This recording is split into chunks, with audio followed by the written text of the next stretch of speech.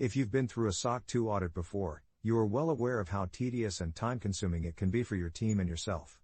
If you haven't, think spreadsheets. Spreadsheets everywhere. After you've made the decision to pursue a SOC 2 attestation, here's something to keep in mind when drafting your audit preparation strategy. You may want to create a task force of employees from the IT or security team, with support from team members familiar enough with your technical systems.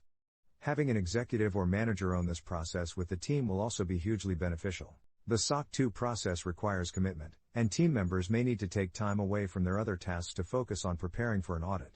You should account for a loss in productivity, and ensure you are staffed accordingly. The first thing you will want to do is analyze the 43 common criteria, and determine which points of focus are relevant for your business. If this feels like an overwhelming decision, you can turn to professionals like us.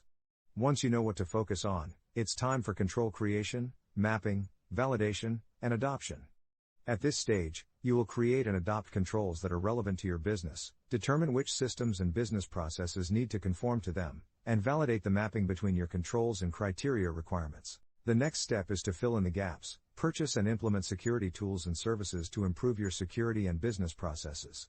Some examples of these include performing pen testing, enrolling in asset management, and conducting background checks.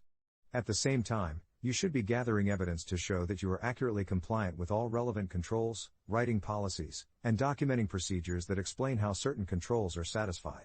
Once complete, it is up to you to conduct the necessary tests and ensure that you consistently pass them. If you're working with a vendor like Kintent, we'll help you automate much of this work. We've developed a readiness assessment feature to help you determine if you're on the right path for an audit.